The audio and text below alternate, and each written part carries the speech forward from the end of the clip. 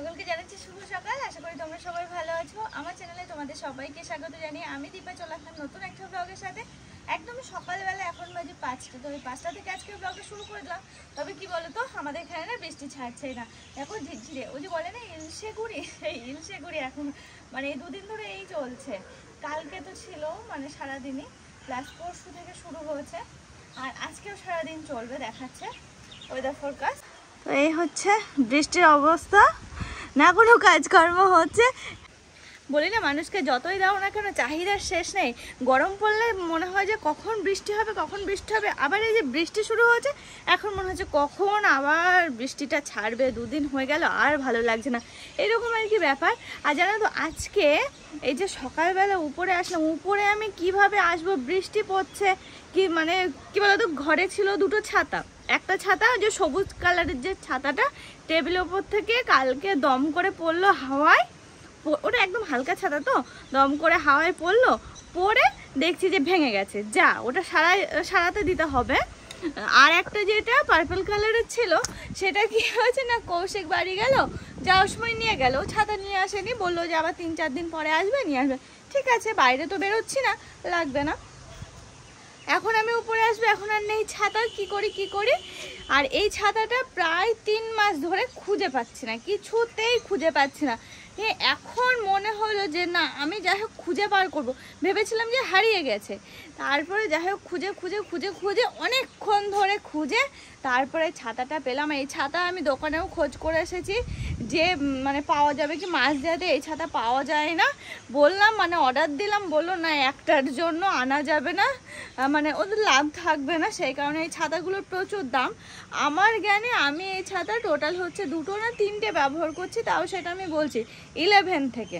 আর এই ছাতাটার বয়স আমি মনে হয় MA ফার্স্ট ইয়ার পড়ি তখন থেকে। তার মানে বুঝতেই পারছো কতদিন বয়স এই ছাতাটার, অনেক দিন বয়স। দাঁড়াও আমি হিসাব করে বলছি কতদিন বয়স। 9 থেকে 10 বছর বয়স হচ্ছে এই যে কেসিপালের এই নবাব। কারণ আমি ঠিক করেছিলাম ছাতা যতক্ষণ হারালাম, অর্পণও বললো নেবে যতক্ষণ তাহলে ওই ছাতাই নাও। খোঁজ করলাম মাঝদিয়াতে পাওয়া যাবে না, কোথায় পাওয়া যায়, একমাত্র চাকদায়। আর আমি হচ্ছে রানাঘাট থেকে কিনেছিলাম একটা, আর চাকদা থেকে দুটো কিনেছিলাম। তো সেই এখন চাকদা যেতে হবে, নয়তো রানাঘাট যেতে হবে। কেউ নিয়েও এসে দিতে পারবেন, কারণ এক্স্যাক্টলি দোকানটা আমি বলতেও পারছি না। চাকদারটা বলতে পারছি, কিন্তু চাকদা থেকে এনে দেওয়ার মতো সেরকম কাউকে পাওয়া যাচ্ছে না। আর রানাঘাটেরটা এমন একটা দোকান, একদম ছোট্ট একটা দোকান, কিন্তু আবার এইসব ছাতা রাখে। তো সেই কারণে কবে রানাঘাট যাব নিয়ে আসবো এরকম। যা কাজে খুঁজে পাওয়া গেল অনেক ইয়ে। ছাতাগুলো এত টেকসই দেখো, এই যে ডবল টোন মতো, উপরে একটা একটু কালচা টাইপের, আর এই খয়েরি কালার ভিতরটা। ছাতাগুলো আমার তো খুব কাজে দেয়, খুব ভালো লাগে। হাজরাপুরে আছে একটা, দিদির কাছে একটা দিয়েছিলাম মনে হয়, আর এই আমার কাছে একটা, 3 জনের কাছে 3টে এই ছাতা। দিদিরটাও আছে। যাক, ছাতাটা পাওয়া গেল, আমার শান্তি। সকাল সকাল একটা ভালো কাজ হলো। আর যা হোক না হোক বৃষ্টিটা একটু কমেছে, কি মজা।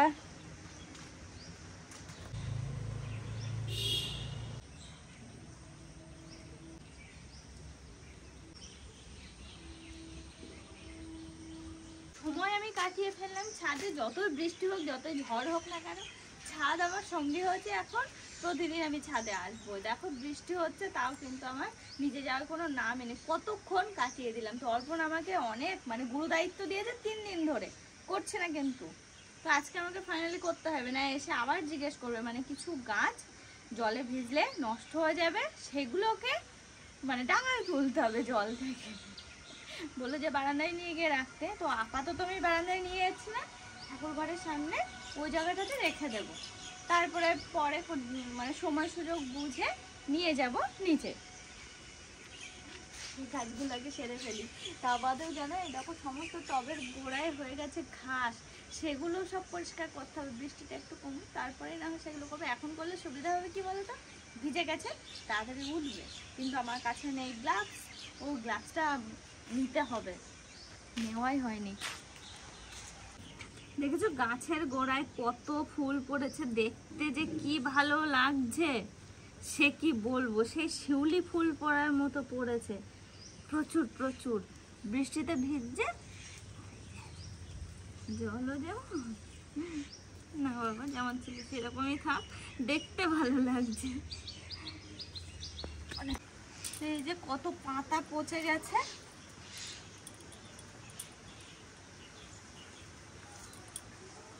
বৃষ্টিতে মনে হয় আরো বেশি পচে যাচ্ছে। আর এই যে নিচেগুলো তো এখন ঝাড় দেওয়া যাবে না, শোকাক তারপরে ঝাড় দেব। আশা করছি আজকে বৃষ্টি হয়ে ছেড়ে যাবে। আমাদের আবার কৃষ্ণনগর যাওয়া রয়েছে, বাইকটা দেওয়া রয়েছে, সে বাইকটা আনার জন্য।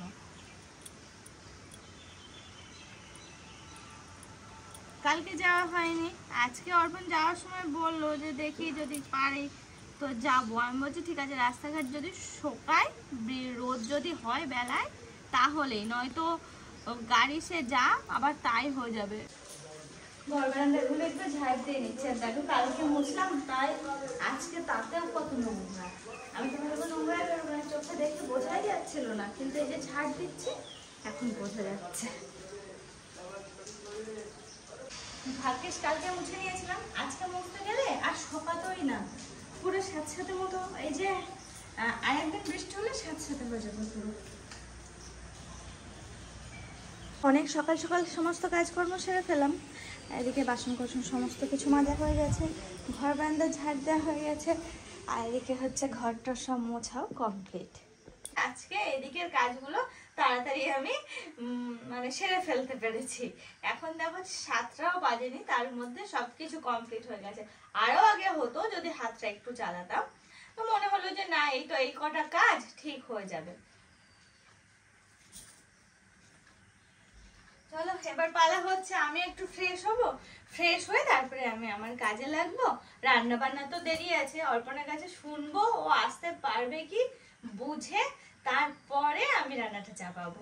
যে রান্না চাপিয়ে খাওয়ার মানুষ থাকে না, আমি একা, আমি তো যা তা খেয়ে নিতে পারি, কিন্তু ওই দুজনের জন্য না রান্না করে একজন খেলাম আর একজন খেলাম না, চালও কতটুকু কি নেবো বুঝতে পারি না। আবার যে দুপুরবেলা খাবে সে ভাতটা তো ঠান্ডা হয়ে যাবে, তো সেই কারণে মানে চারিদিকে ভেবে চিনতে মনে হয় যে না একটু ওয়েট করেই যাই, বা হচ্ছে রান্নাটা পরেই চাপাই, এরকম ভাবে আর কি সব এলোমেলো হয় কাজগুলো, তাছাড়া আর কিছু না।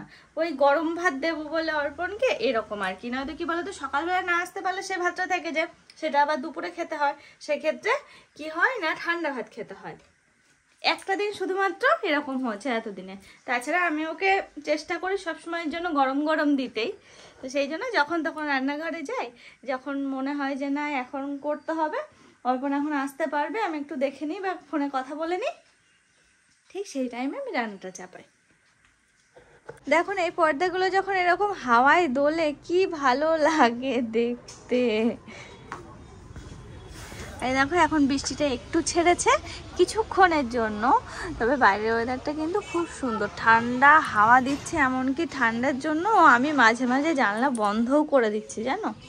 দেখো আমি উচ্ছে আলু ভাজার জন্য কেটে রেখেছি, আর আর আর আর আর সবজি সবজি অর্পণকে বলতে হবে নিয়ে আসতে, আলু টালু আছে, পেঁয়াজ আদা রসুন সব আছে।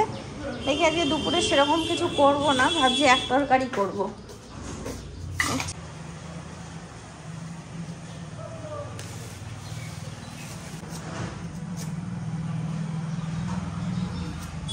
এখানে বসে বসে সবজিগুলো কাটতে যে কি ভালো লাগে। আগে তো নিচে বসছিলাম, তারপরে তো ওই যে টেস্ট পেয়ে গেছে উপরে বসে বসে সবজি কাটার, তো এখানে বসে বসে সবজিগুলো কাটছি।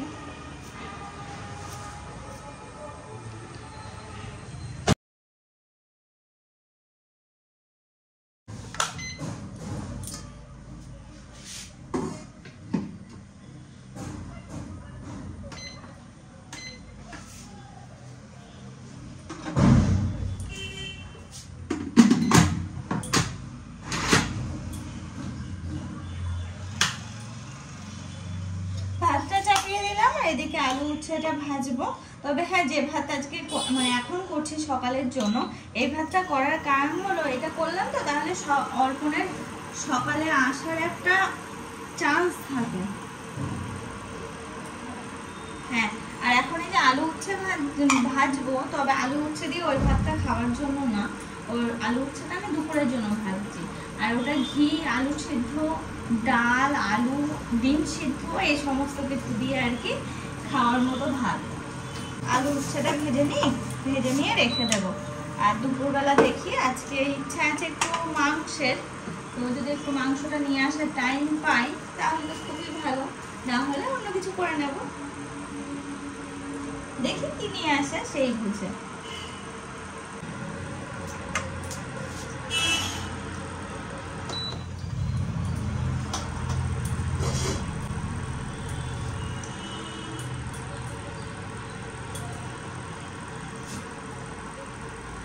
এটা আমি ঢেকে দিই কেন বলো তো, মাঝে মাঝে তেল ছিটকানোর ভয়ে। এই যে এখানে তো তরকারি করব, তেল ছিটকেতে আসবে, এটা তেল ছিটে হবে, সেই ভয়ে আমি এরকম ভাবে ঢেকে দিই। এতে কিন্তু ভাত হচ্ছে।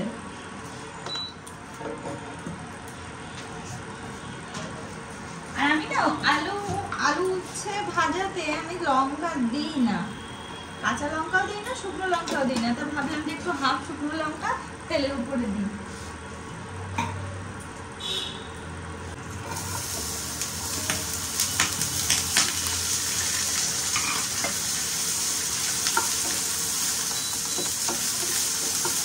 আমাদের একটা উচ্ছে একটা ছোট আলু কাটলে হয়ে যায়। আমি আজকে আমার দুটো উচ্ছে কেটে ফেলেছি, বুঝছে না, ওটা করো না।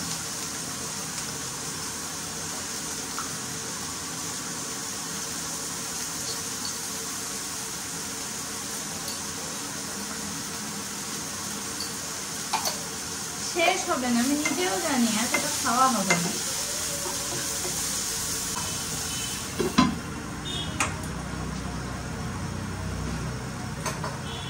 এই দেখো, দেখতে দেখতে ভাতটাও হয়ে গেল, আর এদিকে হচ্ছে উচ্ছে আলু ভাজাটাও হয়ে গেছে। দেখো কি সুন্দর লাল লাল করে ভেজেছি।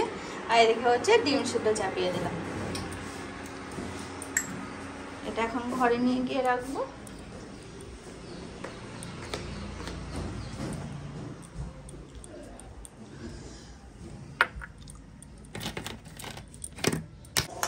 শেষ পর্যন্ত আর না পেরে এরকম খেয়ে নিচ্ছি। অর্পণা একটু গরম করে আর একটু পাতলা পাতলা করতাম, তো ওর আশায় এতক্ষণ ছিলাম, আসলো না, তো আসলোই না কিছুতে, মানে আসার সুযোগই হয়তো হয়নি।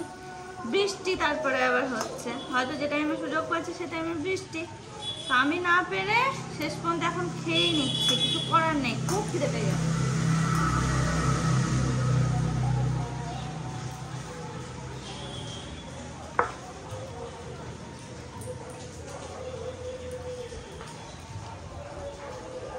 দেখো এদিকে আমি মশলাপাতি কাটছি। অর্পণকে আজকে বলেছি একটু চিকেন নিয়ে আসতে, ও মটনের কথা বলছিল, কিন্তু আমি বলেছি যে না, মটন নিয়ে আসতে হবে না, আজকে একটু চিকেন নিয়ে এসো। তো সেরকমভাবে এখন দেখা যাক।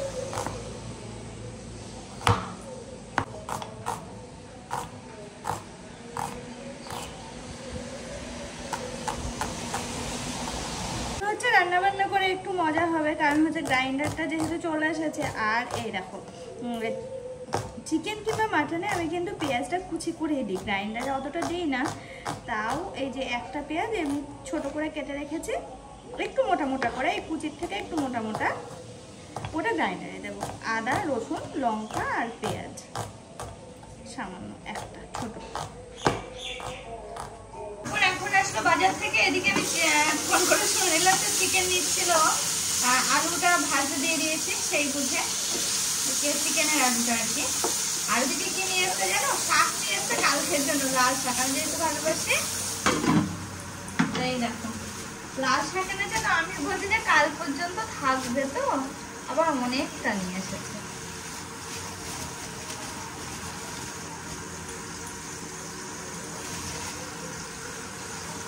মানে এখন আর হবে না, বেলা হয়ে গেছে, চিকেনটা করব, আবার ভাত চাপাবো, সে ভাত তো আলাদা ব্যাপার, কিন্তু কি বলতো এই খাওয়া হবে না এখন যদি করি। ওদিকে উচ্ছে আলু ভাজাটা রয়েছে।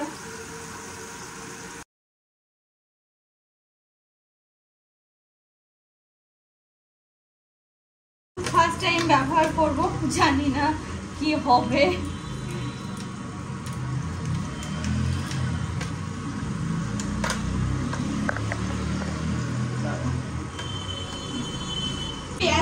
ভাজতে দিয়েছি, টমেটো কুচি করা হয়ে গেছে, আলুটা মোটামুটি ভেজে রেখে তুলে রেখেছি আর কি।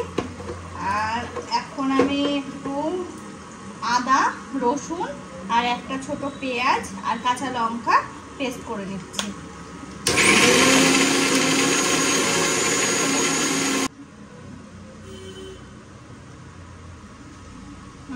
ঠিক আছে গো, আমি তো ভয় পাচ্ছিলাম আদৌ ঠিকঠাক হবে কি হবে না, তো দেখছি।